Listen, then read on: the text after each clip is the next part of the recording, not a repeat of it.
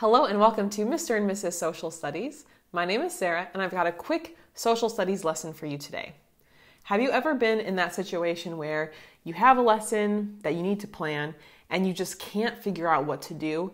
Either you don't really like the materials you have, or you look to try to find something online and you're not able to find what you're looking for, or you might also be in that awkward spot where you only have one day before getting into something else, or let's say it's a Friday and you're not really sure what to do for that lesson. You just need a one-day thing that's going to be meaningful, and it's an unfortunate struggle when you're just not sure what to do. The good news is this teaching idea I will share with you today can be used in most historical topics, as well as promotes inquiry and can be used with primary sources, so it's a win-win. Now, for this, I'll be giving you the framework and the idea of this in the video. I'm not able to personalize it to whatever you need. You'll obviously be doing that on your own. But hopefully this video will spark some ideas about what specific primary sources, images, that kind of thing you can use. So let's get into the setup of the activity.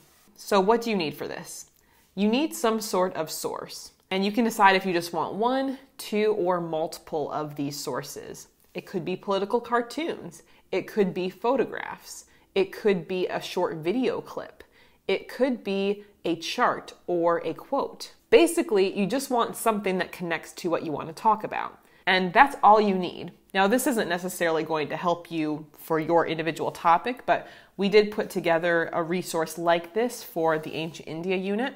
And so what we chose to do was get a selection of photographs related to geographical elements of India, as well as historical images, like we've got Mohenjo-Daro and that kind of thing. Now, of course, you don't have to make yours look all fancy and, have a nice little printout here. Honestly, when I've done this activity, it hasn't necessarily been because it was last minute, but just, minimum viable product. You're hustling and bustling in your school year. You don't have a lot of time to put something together.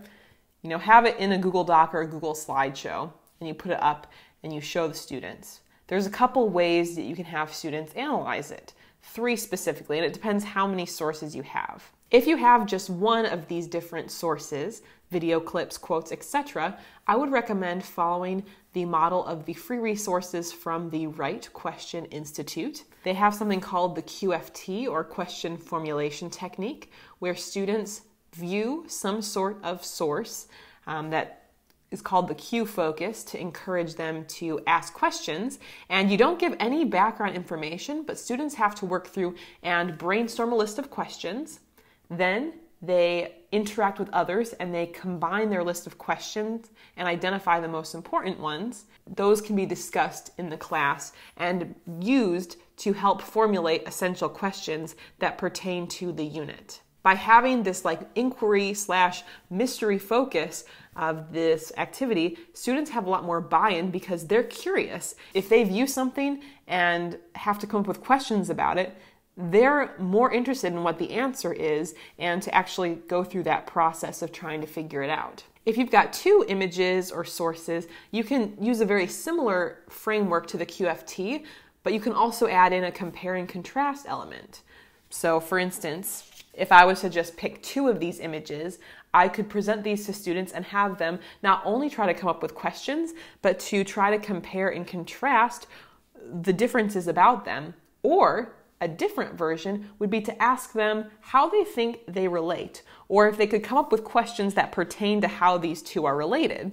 So for example, in my clues here, maybe I would put 1 and 3 together, which are related. We've got the Ganges River and the Himalaya Mountains. Those can be connected to the geography of ancient India, as well as, climate patterns and natural barriers. So I'd be curious to see maybe how students would compare and contrast those, as well as number 5 and 6 have to do with Mohenjo-Daro, artifacts that were found there. So it would be interesting to see if students would draw those connections and, predict those. If you've got more than one source, you can also ask your students about bias and the point of view.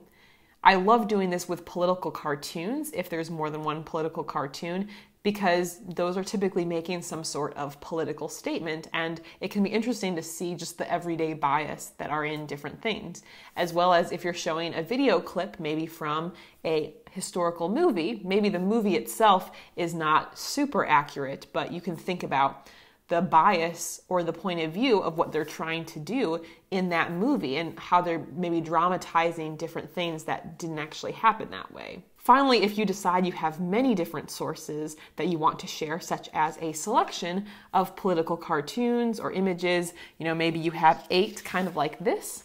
Something that I have loved doing with my students is breaking it up into like a 3-column chart. First of all, you have these displayed somehow.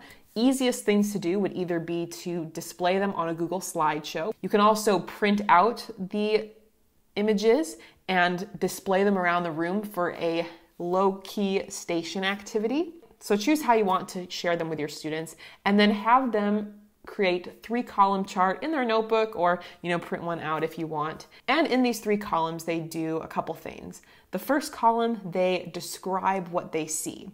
This is a really good entry-level point, because even if the student's not really sure what it means, and maybe not at that level yet, at the very least, we can describe what we see. This is also a great column to have if you're discussing this with your class, because you can encourage participation from quieter students who maybe don't have as much confidence, and help them have that victory when they're sharing it in class discussion. Then the middle column is to predict, what do you think it means? And students are actually basically forming, these hypotheses. I know it's a social studies channel, but they're forming, these educated guesses about what the meaning is of this particular source. And that can be very insightful in itself and helps our students try to feel comfortable drawing these conclusions. And it's also just a prediction, so it takes away some of the fear of having to get it right or what the answer is. And then the third column is either significance, you could call it answer if you want. This is where you are basically telling the students kind of what the main idea is behind this, or what the historical significance is of this particular piece of art, political cartoon, video clip, etc. You can definitely decide how you wish to go through it, but super easy to plan. All you need is the selection of sources and images, and I think you'll find that it's a really meaningful activity. Students enjoy it. It's critical thinking based, inquiry based. You're using some of those primary sources, and there's a lot of flexibility you have in terms of how you actually implement it with your students, whether it's an individual or group activity, whether it's a slideshow, whether it's a station activity. And when I've done this in the past, I've totally just had students draw the chart in their notebook. But if you are looking for like a print and go sort of option that you can copy, I did actually go ahead and create a generic version of this that you can check out below if you are interested. Again, no pressure. This would just be if you want like a print and go, no effort, directions are there option. Let me know any questions or comments you have in the comments of this video. And if you are looking for more videos related to social studies teaching, student engagement, or self-care, check some out here and subscribe to the channel. We'll see you next time. Bye.